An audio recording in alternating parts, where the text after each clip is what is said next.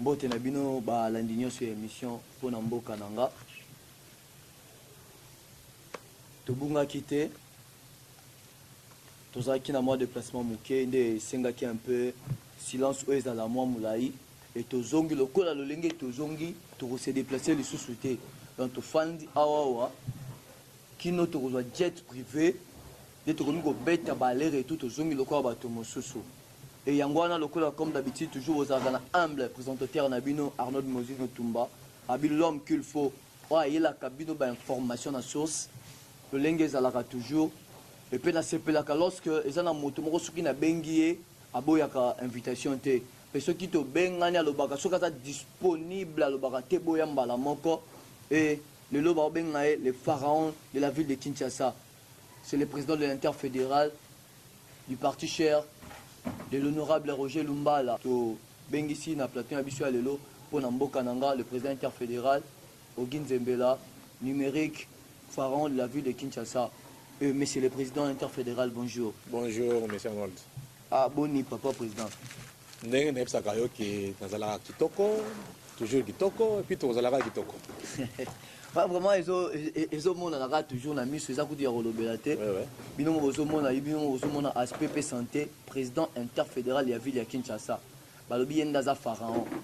Le Yende Moto, Azana maîtrise. Ce qu'on a pour ça, Oyeba Masolo ya Kinshasa pour la RCDN. Là, il faut se renseigner et pas numérique. Il y a ça dans ma cambonioson. Président, tu as vraiment un problème où tu as un sérieux dans la ville, na biso pas ya Kinshasa mais na mboka na biso mobimba. Il y a pas double nationalité. Et quand même couper sa biso moko bang, même tu éviter ce qui na yo pe. Ozana makambo ko to ndengeni. D'ailleurs, ngai d'abord nazali chef coutumier. Nous avons un chef coutumier et la loi traditionnelle et ça permettre ngaité nazala na double nationalité n'engé bat pas ko kanisa. Ceux qui doivent comprendre que numérique aux les princes. Égal oui, effectivement et nazali moi na chef coutumier na kata principauté ya ba kondumbi na miabi. Donc la kanisi bato ba yebi histoire malamu ba ko sabino na ko soit double nationalité té na tikalia congolais et puis na ko kufa congolais. Kokuki aujourd'hui la nationalité te babi le loba politicien surtout bino bato aux en opposition pour se protéger ming comment ko se recourir na double nationalité pour se bakangi au côté état na bino musu deuxième état na yo et réclamer pour son mboka na yo. Bon et ça ka politicien te hein même ba musicien même ba joueur hein tout le monde qui Papa Wemba simple exemple Papa Wemba azaki na double nationalité hein et ndé salaki ki mo boye makambo mosusu makambo na mosusu ezeko traité na libanda ba joueur mosusu baza pe na double nationalité mais au moins il faut garder nationalité na yo d'origine et sa richesse o il faut ça nango exemple simple joueur lokola Ilunga Erita abotama na poto akola na poto mais il est congolais joueur lokola Dinze Isinda abotama na poto d'Allemagne maman na épée Allemagne à Kolikuna, mais à congolais. À Ebikutu Congo, mais à congolais. Alors, bandor na biso ya politique parce que tozo be la politique au bazali na kati ya makamona double nationalité et zo ça la passe mingi parce que tozo va na bango croyant que baza ba congolais, zo ka muso za na italien, muso za na français, muso za na belge.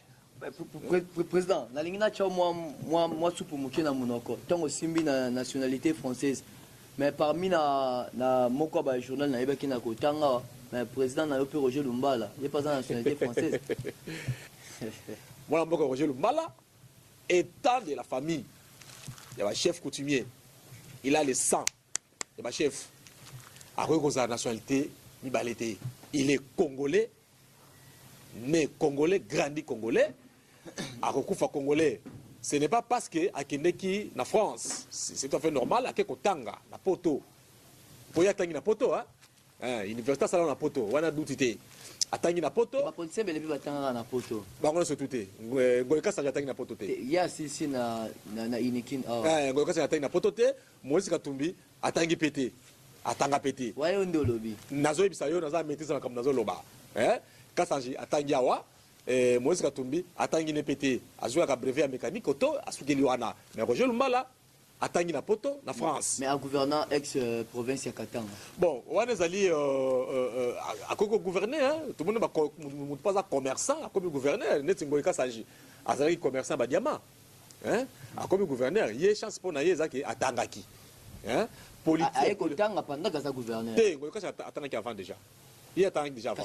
Il y a même peu Moïse Katumbi. Bon, papa, toza na bangote. Té, Katumbi attend l'université mon côté, hein? Sauf qu'on a après beaucoup l'accent. Bon, toza kunate, to zonga nationalité. La nationalité ya Roger Lumbala. Roger Lumbala est congolais. A-t-il qu'on soit nationalité française, bien qu'Azala Ekuna, a gardé toujours originalité naïe, nationalité naïe. Azamona mboka oyo parmi lesquels tu peux kobete le président maboko, hein? Tu peux bete maboko ngai na bete maboko. Président Roger Lumbala na bete maboko mingi na ndenge au gardé nationalité nayo congolaise, bien que autangi na poto et puis au distinguer à l'université na poto, mais au tikalika congolais. Local azali na makila ba chef coutumier, a quoi ko changer nationalité té. Pour ça changer nationalité, à côté la kozala jamais chef coutumier pas na biso. Donc ça congolais peut atikali congolais. Mai peninga na pamba te. Oui, mai ko pe ko ninga na pamba. Hein? Ceux qui mai elinge fungwa mai. Et ko ninga na. Mai ninga na pamba te, mai ninga na soki baboki libanga to mu pepende ningi si mai. Oui. OK ko za na raison, mais ngana za ko epsa OK. Na makamotali nationalité oyo bazala na nationalité bandakala ya libanda tebi bango. Même papa Etienne Tshisekedi. Bon, il peut que pouvoir de cela qui papa Etienne Tshisekedi azaka congolais. Pouvoir Mobutu. Oh, azala congolais, tout ça. Mais papa Etienne Tshisekedi atikala congolais, vine mobimba. Mais pouvoir est bien que salirié. Yango moné na kati ya paquet ya ba politicien. Oyo baza soupçonné ngai na longoli Roger Lumbala kuna. Yondo longoli. Pour na yebi bien. Tant na zolo ba na yebi bien, na yebi bien tina kati. Il est congolais. Mais na paquet wana, tout le monde va misusu pe. Oh ba conseiller ba makambuté bazali. Hein? Bazali. Natanga. Bon, tu es pour nous retanga ba komboté quand même. Voilà ba natanga. Tu es pour nous retanga ba komboté ba balandia émission pour namboka nanga et tozako koba toujours makambonyo sur ba question eza yanga pe ba réponse eza ya président interfédéral Ogin Zembela numérique pharaon de la ville de Kinshasa. Oazo kumba vraiment parti il y a RCDN, il y a l'honorable Roger Lumbala. Le prince au bazan aligné à Bokonjo bakoki ko joa nationalité ya bapayate oyo lobie yende muto azako nzima makambo wana biso tozoloba oyo ezotambola vraiment lelo na Congo lelo mboka na biso oyo ekomi ko tambola na nungu na ba plateforme lelo oye na plateforme à gauche oye na plateforme à droite oye na plateforme bozoma atake bino ba opposant lorsque boza oyo groupe ya opposition oyo na plateforme oyo groupe ya opposition ils ont une plateforme au moment où ils sont appelés ban amboka te bon plateforme eza ko salama ezali likambo ya sei national wana omoni ba parti nyonso ata parti moko te awa na RDC akoyi ko za sei na ye moko akokate ata PPRD akokate ba parti de masse awa na kati ya mboka na biso ezali UDPS PPRD, Palou, MLC, à l'ingrat côté na parti de masse, mais gérant au bien té. En dehors de la partie de masse, il y a les partis de cadres. Le quoi là, RCDN, MLP, Envol, SID, hein? MLCP a commis partie de cadres, a sous partie de masse té. Alors, bateau ba ko so ba sei national facilement, et ça va partie de masse. On a tout content là IDPS, MLC, non, IDPS Palou na PPRD. Différence c'est la partie de masse na partie de cadre. Partie de masse c'est nini? Partie de masse c'est partie oyo na batu ebele au salanti. PPRD za batu ebele, wa to ko boya ngote. MLC ni Palou za batu ebele. IDPS za batu ebele. Tala na partie de ngwana. IDPS ya batu ebele, IDPS nous ali kotanga. Pour tout ça na IDPS ya Tshisekedi, IDPS ya Kibasa, IDPS vers Tubala, IDPS vers Bamubake dans tout maintenant IDPS nini IDPS on a zolobela ezali IDPS ya premier ministre Bruno Tshibala Nzenze yende za mukonza IDPS lelo bien que baza ko samba pona ko kozwa mikanda et consort, mais le président IDPS oyo alekaki na conclave ezali mona mboka bino ti balanzenze na siège wapi oyebi siège na été ezali siège na bango zapi tuna ngai après caméra na relaxo siège na bango esika ezalaka alors naboyi na kopesa kotanga siège na ye na tv e ya komemela ye ngambu bakende kobukela ndako après caméra na nsima caméra otuna ngai sikoyo na baparti nalingi na parti de cadre ezali lokola biso RCDN nous sommes un parti de cadre, c'est-à-dire que parti de cadre va réfléchir ça selon basité va réfléchir selon le cadre na bango différence c'est ça qui na parti de masse c'est la base qui influence. On a parti des cadres, ce n'est pas la base qui influence, et ça dit ma cadre. Et ma canisia solo il y a malamu et des cadres plutôt par rapport il y a parti des masses. Exemple simple. Moi mboka Etienne Tshisekedi wa Mulumba. Le corps a dirigé IDPS, parti des masses, a raté beaucoup de balébélé. Je vais demander à la base. Je vais demander au peuple. Peuple a réfléchi ndenge mususu. Yé a réfléchi ndenge mususu parce qu'à tout moment je vais demander au peuple. C'est ça un parti des masses. Lorsque le peuple peut aboyer par le bien qu'on ce peuple a boyi, a consulté parce qu'il y a un problème le peuple. Mais parce que les cadres sont différents. Mais tous on a il y a une plateforme, mais à Gomoni PPRD incapable il y a qu'on soit sey. UDPS incapable il y a qu'on soit sey. Palou incapable il y a qu'on atteindre sey national. Mais ça partie des masses. Il y a un moment, il faut qu'on se compte dans la plateforme. Pas beaucoup de la plateforme. Plateforme ça représentée dans Congo Mobimba. Beaucoup atteindre sey et qu'on permet de affronter l'élection. Ce qu'on atteindre sey était beaucoup d'élections. Même les PPRD ils ont un pouvoir. Dans cas il y a majorité de ce qui est national et bimaki, mais tout le monde est baza incapable à atteindre sey. Ne baza blanc bloc il y a majorité présidentielle. Ce qu'on dit IDPS akope koluka kosangana na parti mususu mais ça parti de masse asangana na parti mususu pour atteindre kaka sei donc sei ezali kama bilinga donc moni la plateforme za kosalama mususu etu kosalama kana na Afrique du Sud et pas ya mwana mboka Soriano Katumbi Chapwe na Afrique du Sud to mona ki na suka na yango peuple congolais a ses souvenirs na babu oyo mwana mboka Katumbi Chapwe Soriano asalaki et souvent qui na mabanga babeti batukuna na ndenga osakana te na Afrique du Sud kuna tozana ba image totai ba image wana mais na kamwe ke bino ba panzi sango botirel ko tia image wana TVT na kamwe tango bosa musana bino bosa na parti prité ya ke non tozana ngambo to la ngambo foza impartial moi na mboka président interfédéral Odin Zembela numérique tolinga koloba eloko yo tozana maîtrise nango pour ce qui a été le cas de la biso azasiko na maboko ya justice linga kolobe loko yo tant que tu na maîtrise nango lorsque tu ozolo tina makambo ba plateforme tu mona que yango na loba ke ba plateforme nyonso na opposition c'est bien pour na koluka kozwa sei oyo et senga ki na gouvernement mais peuple congolais a toujours la difficulté. Pourquoi? Parce que l'opposition est dans le mon côté. Pourquoi pas que l'opposition est sans les autres occasions sous la création à A18. Ce monde a été que nous sommes au sur le qui oyeba A18 wana. Tin lango pesa kakanin. Yokana sailo moko. Oyebi soki plateforme ya Monsieur Soriano Katumbi et Salami atubandimi yango plateforme majorité présidentielle ezalaka. Ouais, ezalaka déjà. Atubandimi yango pour l'année A18 A18 il faut peser là.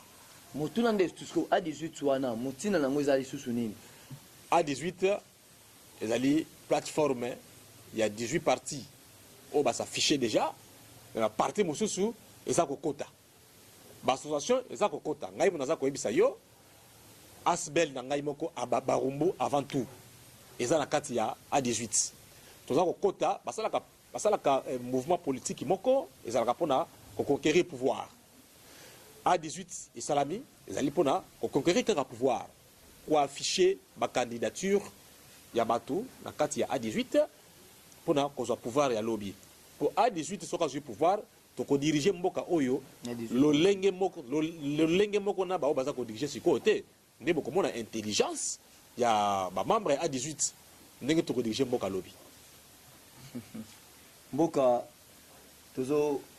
tozomona lolenge ezokende lelo toza A18 ezali kokende soki nalandi bien RCDNP ezali na kati ya A18. Moi mboka Roger Lumbala, les premiers de la classe, à réfléchir toujours. À bon, on a toujours ma canisinaïe, n'a qu'à réfléchir. Pour ton information, pour éviter, RCDN a kata A18 et RCDN a promoteur de A18. C'est bon au rassemblement El Kasafubu. Wana omoni o balobakana swahili mambo ya zamani. Mambo ya zamani. Nous sommes en train d'avancer. Nous sommes en train de stationner. Rassemblement ezali. Le rassemblement ezali.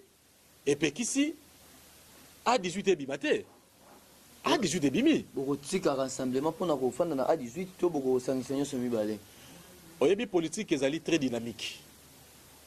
On comprendre yangote. Balobaka jamais na politique. Politique. Un politicien a ça la kamakambo oyo est un avantage naye. Il y a peuple tout ya ezakaliboso avantage ya politicien mais après comme avantage ya peuple.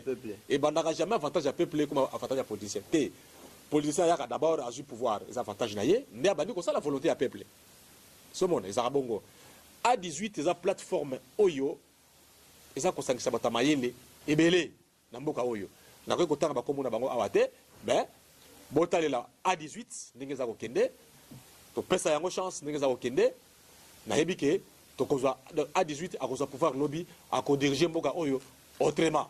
Et A18 est la plateforme électorale tout est le lenge mosusu parce que dans début à rassemblement il a que la plateforme électorale mais A18 est la plateforme électorale. Mais au lobby yango très bien.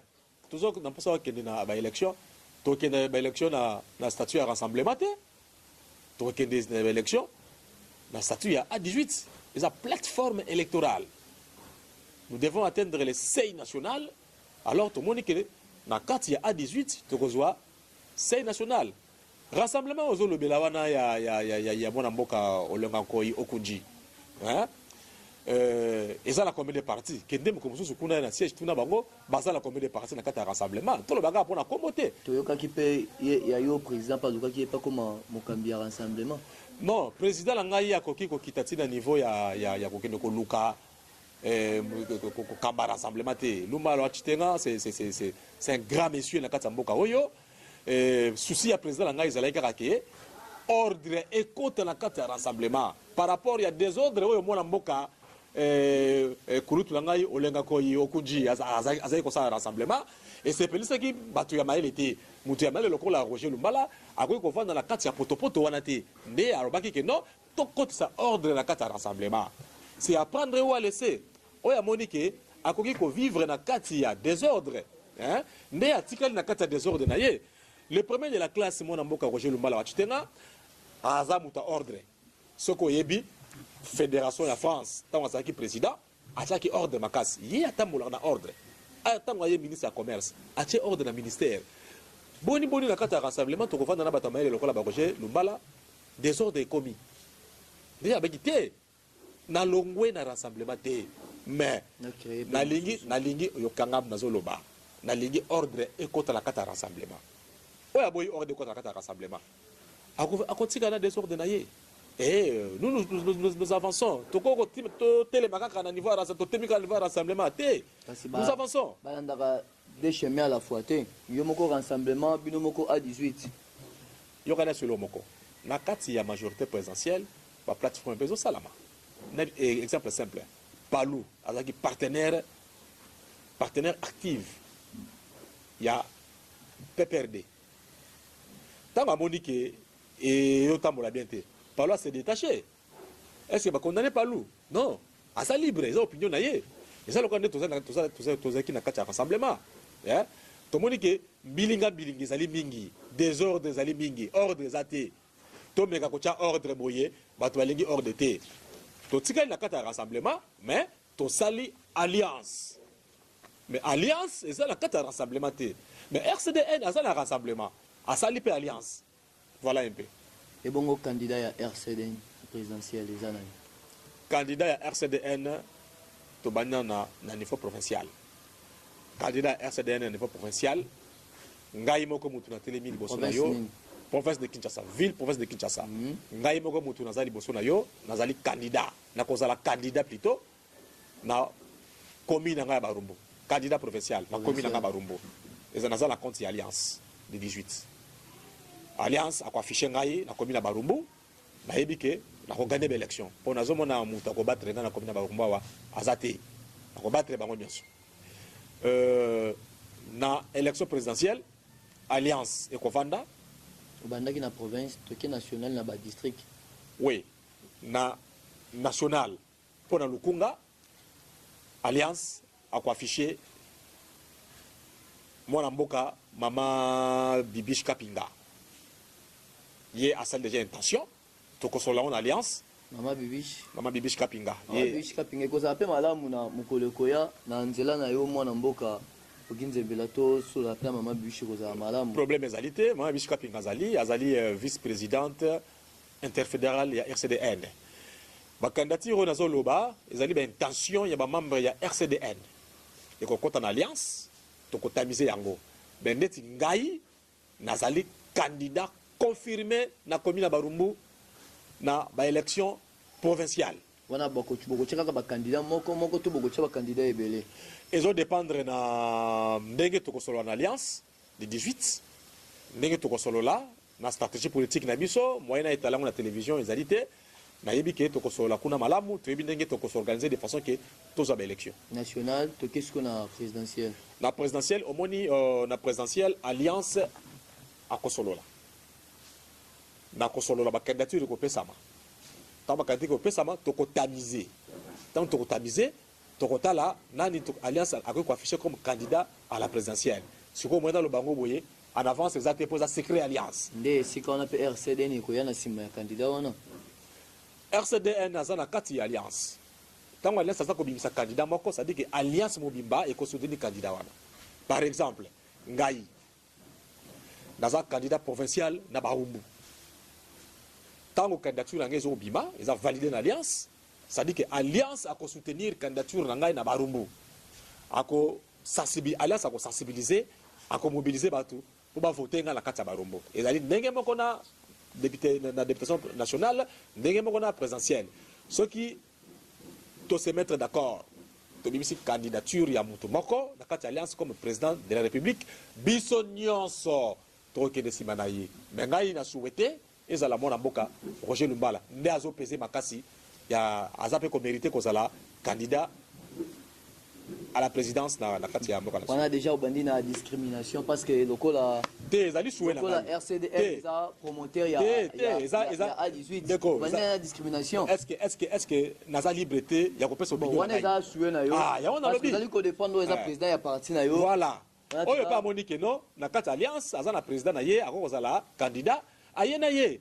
Tu refais la machine électorale na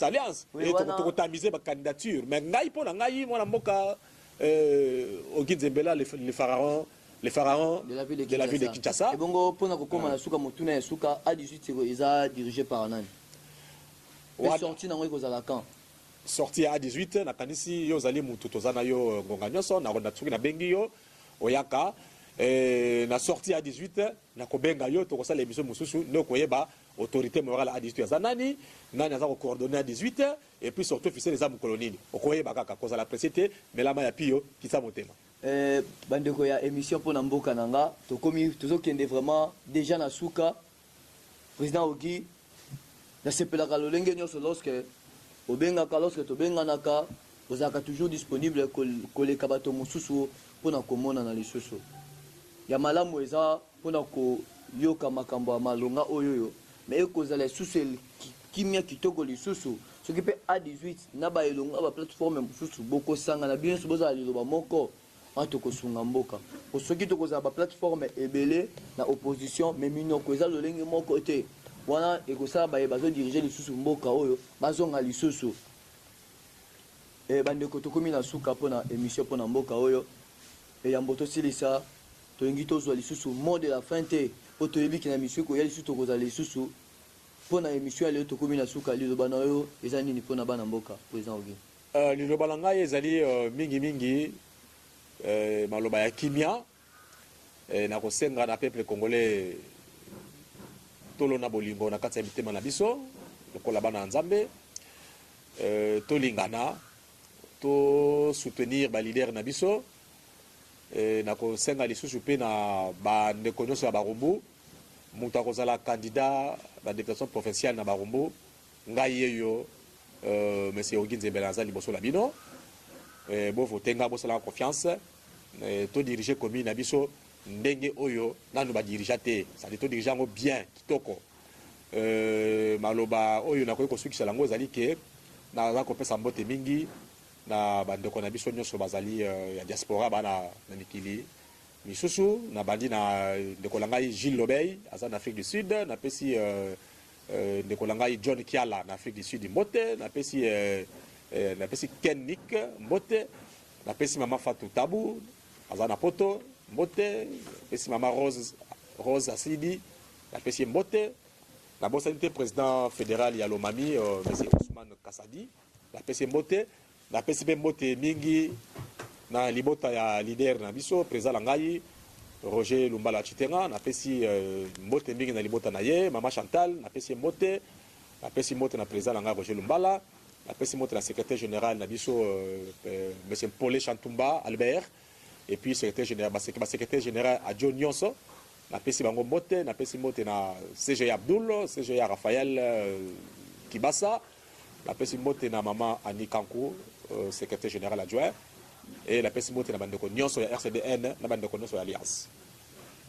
Oui, balandi ya émission pona mboka tokomi na suka pona mokolo ya lelo et tosepeli pona lolenge bozolanda toujours chaîne na bino Engenga TV na niveau ya YouTube makama malonga toujours otolobaka erataka te tozongi lisusu comme il faut, tozongi lisusu comme il faut, semaine ekobanda koleka te bozala na émission ya sika te, semaine ekobanda koleka te po bozala na épisode ya sika te ya émission et tokomi na suka et tolobaka toujours mbote ebele na moto azalaki na nsima ya caméra l'épidonnière d'Assis Chitenge babi papa na Saint-Gilles Isaac Moulenga vraiment tosepeli oyo erataka te toujours avec le manager international, le manager général, les managers du monde, Foudila Masola, au vraiment zo Simba Engenga TV, mutazo manager ça Engenga TV na ba lolenge nyoso ezala, ope kala mingi te bozolanda déjà, Nzembo déjà bimisi pas bimisi on pona mboka, okoyoka yango boko sepa nango, mbote pa ya mosungi nanga oya zaka chaque temps